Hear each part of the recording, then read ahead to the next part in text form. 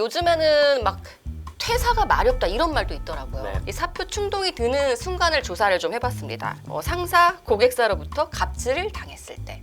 제가 얘기하는 역할론이라고 하는 건 이제 그 사람이 퍼부은 건 나에게서 퍼부은 게 아니라 하필 그 자리에 이 대리가 그 자리를 지키고 있던 대리가 들은 거예요. 창고에 만약에 사장님이 앉아 있었어도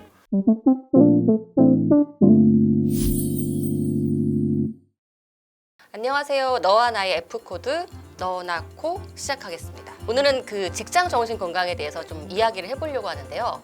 그 많은 직장인들이 요즘 병원에 찾아오시거든요. 이 분야에 굉장히 전문가 분을 어렵게 모셨습니다. 강북 삼성병원 정신건강의학과 조성준 교수님을 모시고 얘기를 나눠볼까 합니다. 안녕하세요, 교수님. 안녕하세요. 네. 조성준입니다. 네. 네. 우리 교수님 한번 간단하게 소개 좀 부탁드릴게요. 네. 저는 이제 정신건강의학과 전문의이고요. 항상 정신건강이 중요하다 주장하면서 사는 정신건강 지상주의자고. 그러니까요. 그 말 좋은 것 같아요. 네. 정신건강 지상주의자. 저도 사실 그렇긴 한데요. 네. 오늘은 직장인에 대해서 이야기를 해볼 텐데 직장인이라면 누구나 사표를 가슴에 묻고 산다라는 말이 있는데 그 요즘에는 막 퇴사가 마렵다 이런 말도 있더라고요. 네. 들어보셨어요? 엄청 많이 들어봤죠. 아, 그래요? 환자들 진료실에 오셔서도 많이들 얘기하고요. 사실 저도 그렇기도 하고. 직장 생활에 굉장히 괴로움을 갖고 병원에 오시는 분들이 굉장히 많습니다. 직급이 낮은 분도 있고 또 굉장히 직급이 높은 이런 분도 많이 있으신 것 같아요. 각자 고민은 되게 다르더라고요. 그래서 저도 어떤 솔루션이 있을까 항상 고민을 많이 해봤는데 그 직장 생활에서 생각보다 충동적으로 그냥 사표 내버려야겠다 생각을 해본 적이 있느냐라는 답에 한 몇 퍼센트 대답했을까요? 100%일 것 같은데요. 그렇죠. 저도 이게 100%가 안 나온 게 좀 이상하긴 해요. 네네네. 이게 82%가 나왔거든요. 아니 저는 왜냐하면 제가 다녔던 모든 직장에서 한 번씩 내보고 싶었거든요. 그쵸? 네네네. 저는 퇴사를 몇 번 했잖아요. 네, 저는 네. 사표를 몇 번 써봤기 할 때문에 때마다 또 좀 쾌감이 있고 아시죠? 쾌감이 좀 있죠. 네. 또 아픔이 또 있습니다. 네, 쉽진 않아요. 근데 막 쓰면 안 돼요. 네. 그 중에서 이 사표 충동을 유발하는 가장 큰 상대, 가장 1, 2의 상대는 우리 요즘 오피스 빌런이라고 하는 직장 직속 상사입니다. 이 직속 상사 때문에 이제 열받는 경우가 많은데, 네, 그거는 뭐 살면서 경험 다 해봤잖아요. 그렇죠. 이게 사실은 근데 뭐 예를 들어서 우리가 인생에서 제일 힘든 시기 몇 개 꼽으라 그러면 남자는 군대 많이 꼽잖아요. 군대. 제가 군병원에서 군의관 3년 했는데 3년 동안 진료하면서 훈련이 힘들다고 온 사람은 거의 못 본 것 같아요. 아, 그렇죠. 제일 힘든 게 누구냐 물어보면 선임이거든요. 아, 맞아요. 대인 관계가 힘들고 이제 특히 뭐 군대는 일하고 끝나고 숙소가도 있고 뭐 가서 축구 공차하려고 그래도 옆에 있고 밥 먹으려고 그래도 옆에 있고 이제 내내 이제 붙어 있는 게 사실 힘들어서 그런데 결국에는 선임과의 관계가 사실 제일 문제인 것 같아요. 그러니까 직장도 마찬가지겠죠. 대인 관계가 항상 제일 힘들고. 그다음에 선임 다음으로 고객 그리고 동료였어요. 동료. 네. 동료도 힘들죠. 네, 동료도 네. 있을 수 있고. 그러니까 이게 우리가 같은 회사에 다녀. 네. 매일 얼굴 봐야 돼. 네. 근데 난 얘가 싫어. 네. 안 맞아. 네. 근데 매일 일을 해야 돼. 네. 어떻게 해야 돼요? 진짜 미칠 노릇이잖아요. 쉽지 않죠. 어떻게 쉽지 보면 않죠. 저도 이제 나이라는 사람 알고 지낸 지 뭐 10몇 년 됐는데 아마 같은 직장에 한 번도 안 다녔기 때문에 이 정도 거리 유지하고 사는 걸 수도 그게 있어요. 중요해요. 네. 그러니까 이 얘기를 하고 싶었던 거예요. 어느 정도 거리가 있어야 되는데 직장에서 매일 보면 부닥치는 시점이 없을 수가 없잖아요. 맞아요. 거리 조절이 되게 중요한 것 같아요. 그래서 이게 그래서 퍼스널 스페이스라고 하는 개념이 있어요. Personal space. 네, 심리학에서 나오는 용어인데 그건 물리적 거리랑 심리적 거리를 섞어 놓은 거거든요. 한 4단계 정도로 나누는데 예를 들면 가족이나 연인은 우리가 포옹을 해도 이상하지 않잖아요. 친구 정도는 어깨 동무 정도는 하거나 나란히 옆에 걸었을 때 네. 어색하지 않은 사이. 네. 그 다음 단계는 이제 옆 테이블에 앉아 있을 때 어색하지 않은 정도. 옆 테이블에. 아니면은 뭐 이런 1대 다수의 뭐 예를 들면 내가 배우고 강연자고 무대에 있는 정도의 거리. 이게 사실은 심리적인 거리랑 물리적인 거리를 뭐 1.5m 뭐 이렇게 쭉쭉 나눠 그러네요. 놓긴 약간 했거든요. 비례하는 게 있네요, 확실히. 네, 근데 이제 직장을 다니다 보면 이제 그런 빌런들의 특징이 뭐냐 하면 사실은 우리는 옆 테이블에 이렇게 앉아 있어도 약간 어색할 말랑한 사이이거나 아니면 우리 팀장님 정도 되면 1대 다수의 거리가 그쵸. 내가 생각하는 거리인데 단소리하거나 중요한 일 부탁할 때 하면 1단계로 들어와서 이제 허각하니까 이제 문제가 생기는 거거든요. 꼭 나쁜 마음은 아니에요. 이게 또 어려운 게 그 치료자로서 이야기를 듣다 보면 실제로 그런 조언을 해주는 입장에서도 후배랑 그 관계를 좋게 하기 위해서 도움을 주기 위해서 얘기를 하는 경우가 많은데 막상 당하는 사람 입장에서는 그게 기분 좋은 경우가 생각보다 많이 없다는 얘기죠. 팁을 드리고 싶은 거는 이게 선임이라 하더라도 또 후배들이 눈치 보일 수가 있거든요. 나는 좋은 의도로 이런 조언을 해주고 싶은데 뭐 하면 꼰대 될 것 같고 근데 실제로 꼰대가 되거든요. 그러니까 이게 일에 대해서는 일만 지적하고 그 사람이 뭔가 이 개인적이거나 감정적인 것은 지적하지 않았으면 좋겠어. 건드리지 않았으면 좋겠어. 그렇죠. 그게 그거 되게 굉장히 중요한 것 중요하죠. 같아요. 굉장히 중요하죠. 네. 또 한 가지는 이제 막 우리가 이제 대화의 이제 스킬에 대한 건데 직장에서 사실 상사들이 가져야 되는 개념 중에 하나는 1대1에 대해서 커뮤니케이션에 되게 능한 스킬이 되게 중요하거든요. 그리고 거기에 1번 제일 중요한 건 경청. 경청. 일단 들어줄 자세가 돼야 되는데 그게 안 되는 게 사실은 뭐 문제죠. 근데 아무튼 이렇게 사표를 쓰고 싶은 충동이 들 수가 있는데 이 사표 충동이 드는 순간을 조사를 좀 해봤습니다. 근데 그 중에 1위가 내가 아무리 열심히 해도 제대로 보상을 받지 못할 때. 직장에는 이제 뭐 고가라는 것도 있고 승진 개념도 있잖아요. 그 다음에 2, 3위는 제가 봤을 땐 비슷해요. 내 잘못이 아닌데 억울하게 혼날 때.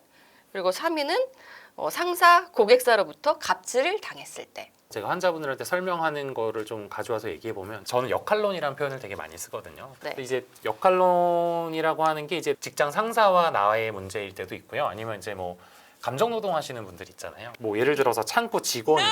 그래서 고객이 와가지고 막 이렇게 저렇게 해가지고 말도 안 되는 땡깡 부리고 막 소리 지르고 나 자존감은 깎아먹어. 그래서 제가 얘기하는 역할론이라고 하는 건 이제 그 사람이 퍼부은 건 나에 대해서 퍼부은 게 아니라 하필 그 자리에 이 대리가 그 자리를 지키고 있던 대리가 들은 거예요.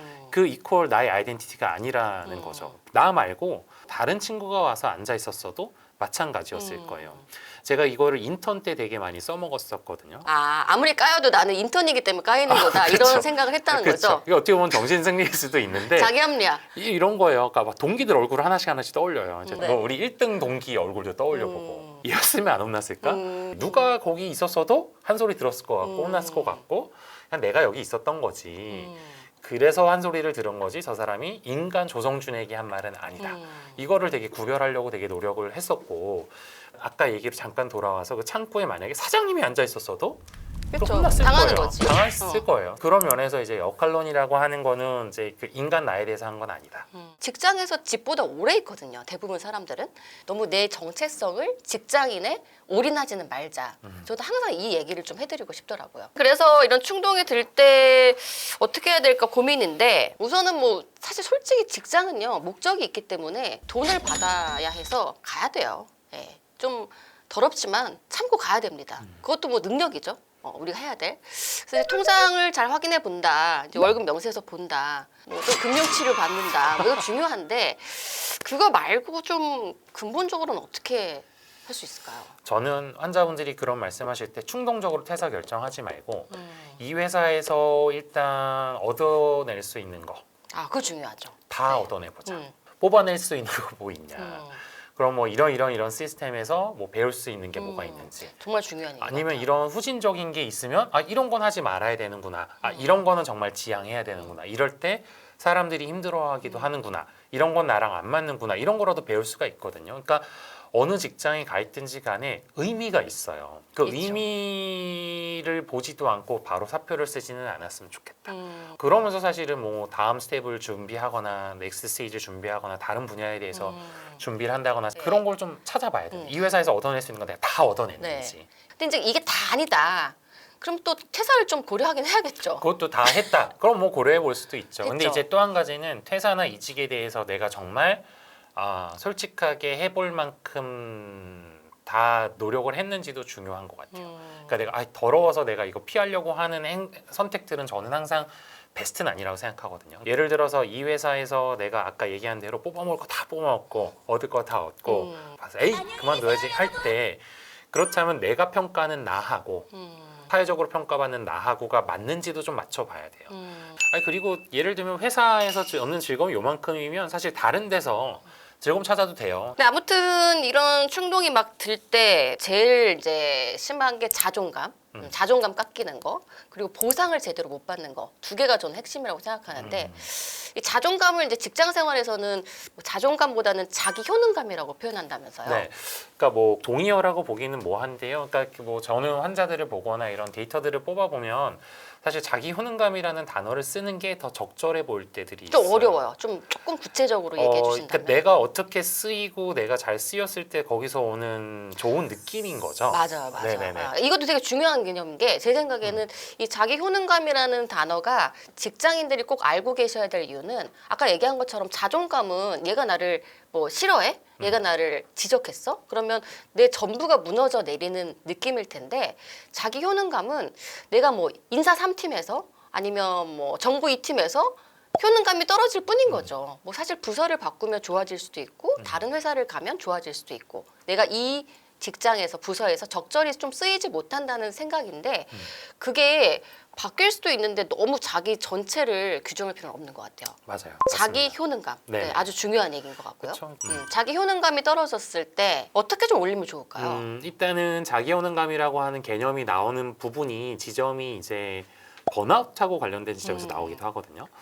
번아웃을 좀 요약을 해보면 우리가 번아웃이라는 용어 굉장히 많이 쓰고 하얗게 불태웠다 뭐 되게 뭐 이렇게 대충 개념은 알듯 말듯 한데 사실은 좀 더 좁혀서 구체적으로 보면 처음에는 일을 막 열정적으로 하던 사람이 너무 오버페이스해서 에너지가 그냥 다 이렇게 다 꺼져버린 거예요, 연료가. 그래서 예전에는 이 일이 너무 좋고 사랑스럽고 자랑스러운데 이제 이 일이 시니컬해요, 이 일에 대해서. 잘 되든 말든. 그리고 내가 되게 지쳐 있어요. 지쳐 있는 상태, 아무것도 못하게 탈진, 소진. 거기서 나오는 게 이제 자기 효능감이거든요. 그럼 이 자기 효능감이 떨어져 있을 때는 거꾸로 생각하면 번아웃을 좀 리커버하면 어느 정도 좀 회복이 될 소지들이 좀 있죠. 그렇죠. 근데 이제 번아웃은 제가 아무리 살펴봐도 환자분들이랑 얘기해봐도 잘 쉬는 거 외에는 방법이 없어요. 그렇죠. 네. 네. 이제 무조건 쉰다고 그냥 다 되는 게 아니라 잘 쉬어야 돼요. 스마트하게. 스마트하게 쉬어라. 네네. 어. 근데 일단 스마트하게 쉬는 거 이제 1번은 경계가 명확한 거거든요. 일과 그 쉬는 거에 경계가 없는 게 제일 바보 같은 짓이에요. 일할 때 놀 생각, 놀면서 일할 걱정. 이게 최악이거든요. 그러니까 뭐 야근 막 하다가 뭐 이제 집에 가자고 막 집에 가요. 갈 때 그냥 가는 게 아니라 서류를 엄청 챙겨. 서류 엄청 챙겨가지고 가면 막 버스, 지하철 막 엄청 또 내 지치거든요. 갔는데 안 보고 와. 갔는데 지쳐서 막 이러고 있어. 근데 이거 막 보면 침대에 누워도 제가 막 돌덩이 같고 막 나 부르는 것 같은데 못 나가겠고. 그리고 다음 날 또 막 출근 버스에서 막 이거 들고 막 이구지구 가면 더우 지치거든요. 이 맺고 끊음을 좀 해야 되는데 맞아요. 맺고 끊음을 제대로 못할 때 계속 지치는 거. 집에 가서 해봐야 한 막 어차피 막 해서 1시간 했다 치죠. 사실 회사에서 20분 더 남아서 했으면 했어요. 20분이면 해요. 근데 그거를 막 굳이 막 차라리 그냥 가서 쉴 때 팍 쉬고 내 10분 일찍 출근하는 게 나을 수도 있어요. 우리는 갓이 아니잖아요. 신이 아닌데 왜 갓생을 살아야 돼요? 인생을 살아야지. 그 사람. 인생. 요즘에 이 고진감래라는 얘기가 있다고 해요. 고용해 주셔서 진짜 감사하지만 퇴사할 때는 뭐 어차피 안 볼 사람인데 뭘.